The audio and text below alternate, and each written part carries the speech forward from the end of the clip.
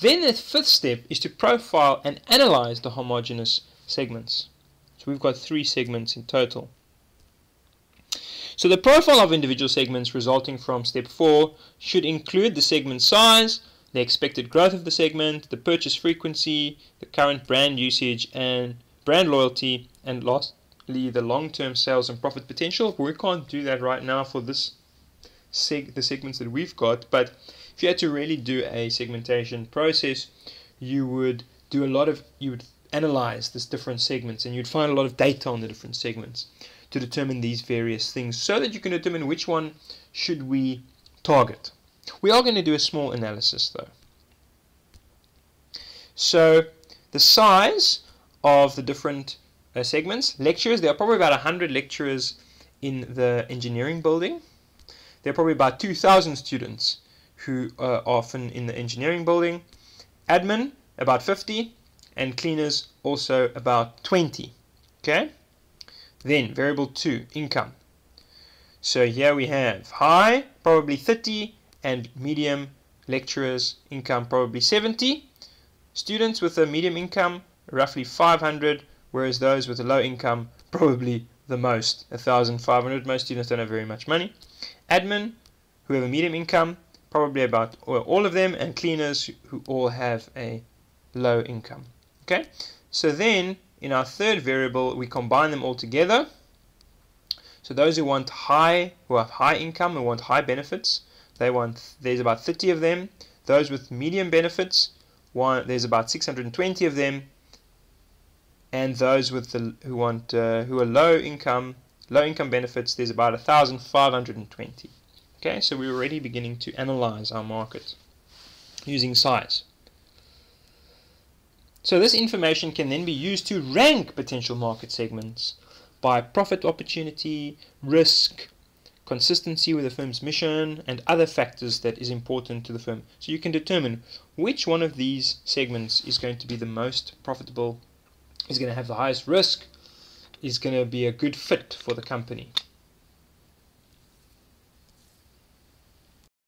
Okay, so if we look at our canteen example and we analyze the homogeneous segments, we will first divide our segment into our low income, middle income and high income groups, and then we'll look at their size like we've determined, 1,520 for low income, 620 for middle and 30 for high. Then we'll look at their purchase frequency, which is their usage rate. Remember, behavioral segmentation. And we'll say the low income is roughly, well, maybe daily.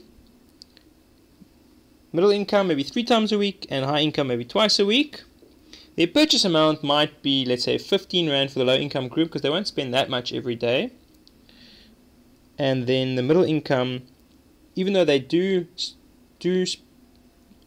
go 3 times a week, they're going to spend more, 35 Rand a time. And those with a high income, if there was a sit down option, they might spend 50 Rand or even more per time that they go. If we then had to try and develop or determine how much income we would make from each group monthly, we would take the size for, let's say, low income, 1,520, times it by the amount of days per week, daily, times by their purchase amount for each day, which is 15 Rand, and then times by the amount of weeks in a month, and we would end up with 456,000 Rand per month from the low income group. From the middle income group, it's 620 people, times 3 times a week, times 35 Rand per purchase, times 4 weeks in a month, and we'll get to 260,000 Rand. And the high income, we're looking at 30 people times 2 times a week, times 50 Rand per purchase, times 4 is 12,000 Rand. So based on those amounts, I'm sure you can already tell which is the most lucrative group to target. Of course, it is the low income group, followed by the middle income group, and lastly the high income group, and that's how we rank them using numbers. Okay, so we can determine which one's going to be the most profitable to the organization to pursue.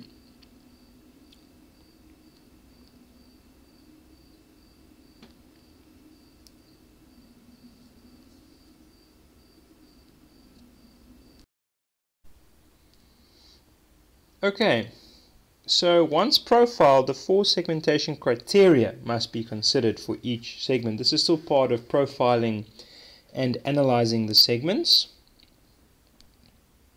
So the profile must also indicate whether the segment is different from other potential segments, and will it respond differently to a unique marketing mix designed for it. The profile must also indicate whether the segment is large enough to pursue profitably, so it has to meet the 4 criteria. Okay, so if we had to consider the segmentation criteria for our example, we would also again look at the 3 different segments we've chosen. We would look at their potential income per month, and then we would say, is it substantial enough? The lower income segment, of course, it's very big. It's a lot of money every month. The middle income segment is also quite big, 260,000 Rand a month. But sadly, the high income group is not big enough, substantial. So it doesn't meet that criteria. The next, is it measurable? Can we measure the amount of low income students and staff there are at the university? Yes, we can. We've already measured them actually. We know how many there are. Middle income, yes. High income, yes. We can measure and identify them. Are they accessible? Yes, they are. They all are at the university every day, so we can easily access them. And are they responsive? Will they respond differently? Well, yes. Lower income people will buy snacks and cheaper foods, fast foods, like hot chips and things like that. Middle income people will buy like more home-cooked style meals, and high income will buy the more sit-down type, meal service. So they will respond differently. So in this case, we can see the lower income group and the middle income segment all meet the 4 criteria. However, the high income group does not meet all the criteria. And for that reason, the high income segment will not work. And that's how you exclude and include segments based on the segmentation criteria.